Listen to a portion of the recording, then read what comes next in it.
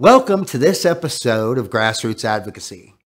I'm really glad that you're tuning in today, and I hope you've had the opportunity to go back and review the previous 26 episodes.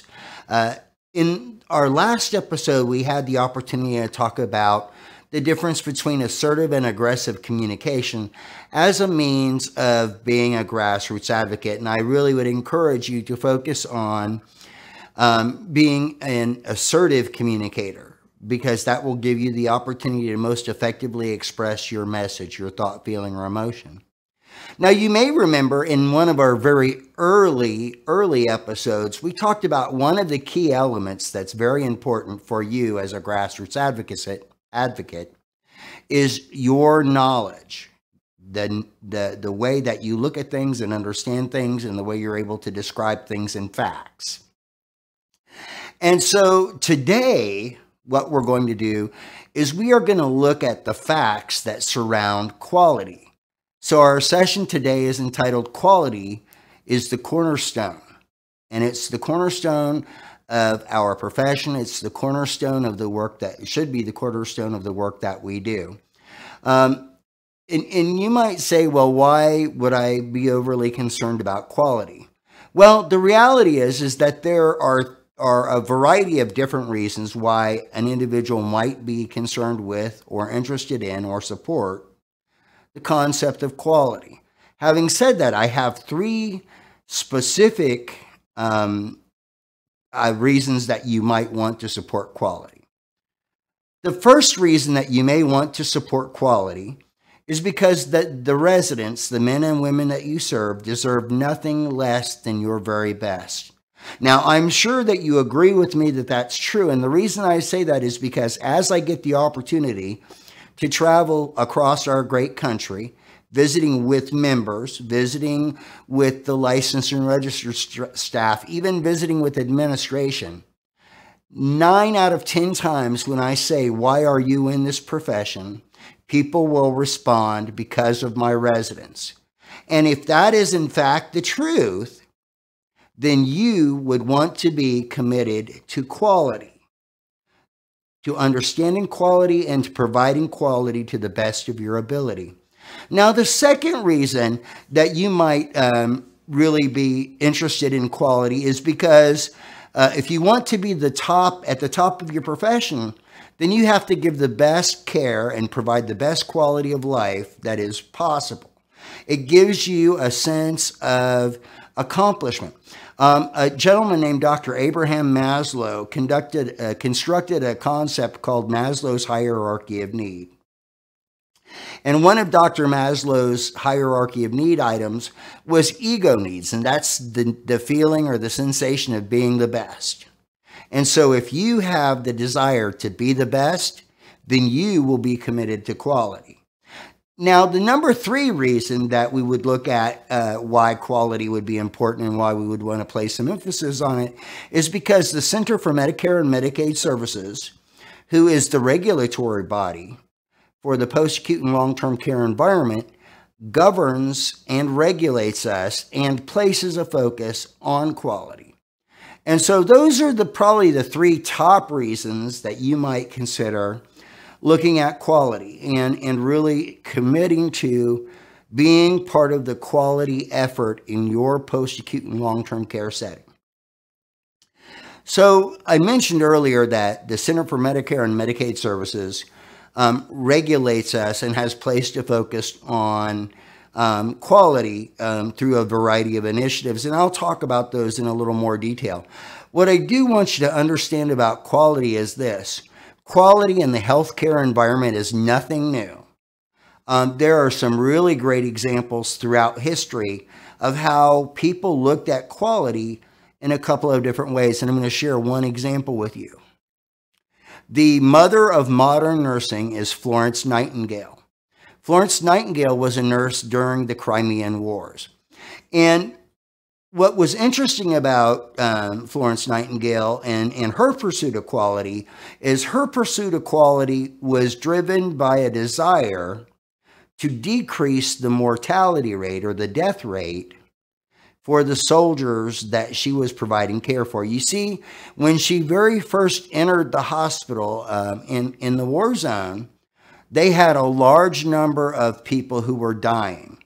And what Florence and her team of her cadre of nurses realized was that that was not a function of the kind of wounds that they had. It was a function of a large number of secondary infections. And so folks were dying as a result of those infections. So Florence Nightingale and her team of nurses got together and they discussed it. And they realized that a big problem was that the environment that the patients were being cared for in was very unsanitary. Everything from the operating room to the wards. So those nurses got together and they started doing as much as they possibly could to create a clean, hygienic environment that was as absence of bacteria and things of that nature as could possibly be. And what they noticed over a period of time was that they decreased the mortality rate or the death rate by 60% just by making a clean, healthy environment. So the concept of quality in healthcare is not really a new concept. The Center for Medicare and Medicaid Services has really looked at what we can do to promote quality in the post-acute and long-term care environment. And so what I'd like to do now is kind of look at a definition of quality from CMS's perspective.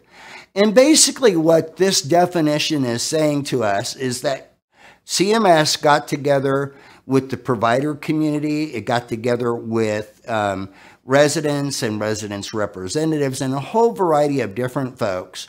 They got together to try to figure out how to transform the delivery of care and the delivery of life in such a way that it improves outcomes, that it makes life better for the women and men that we care for, and that does it, at least in theory, in a way that is more cost efficient and cost effective. And so this is kind of how CMS looks at the definition of quality.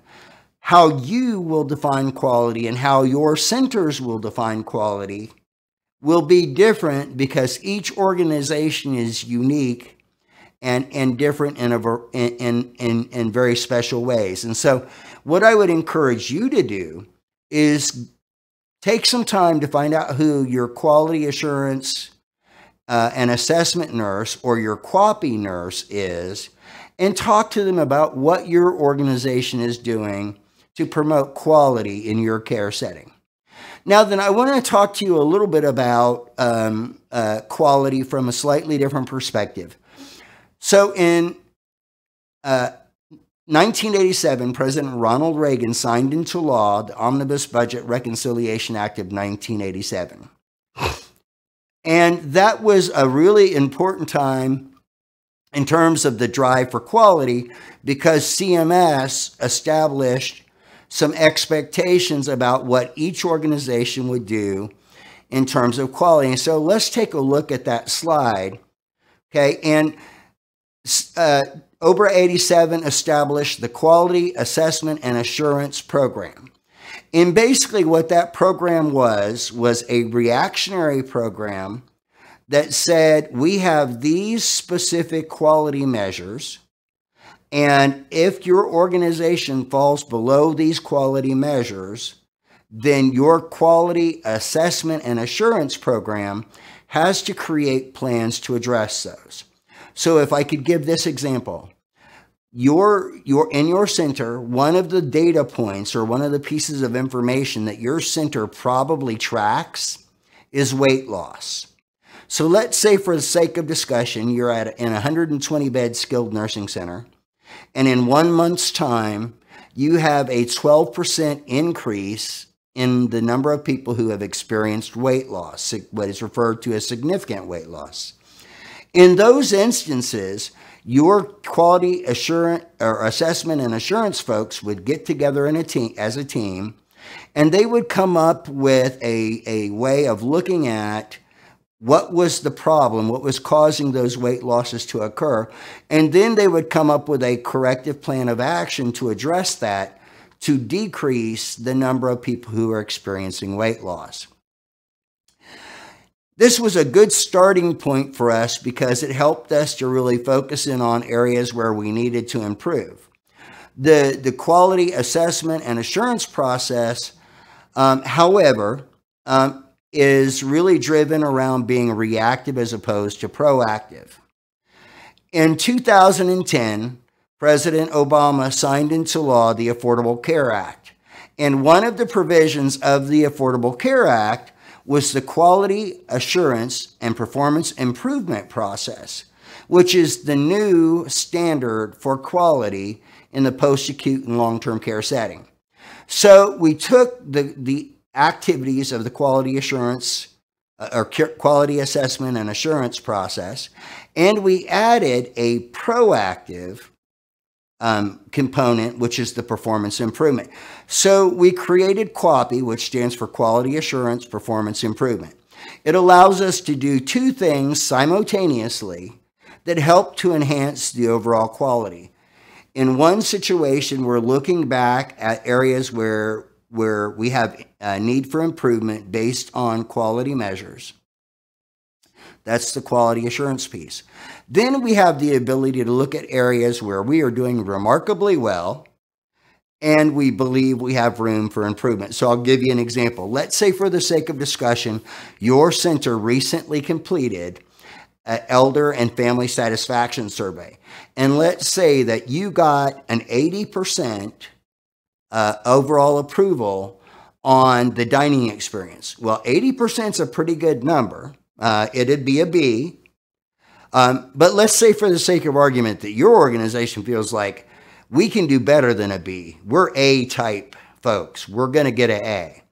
That would be an opportunity for your performance improvement folks to really sit down and look at what might we do in a slightly different way that will get us closer to that A or closer to that 100%. Now, QuaP, Quality Assurance and Performance Improvement, is included in the new set of regulations and will be implemented in phase 3 of the new regulations, which that date is November 28th, 2019. So it's just right around the corner.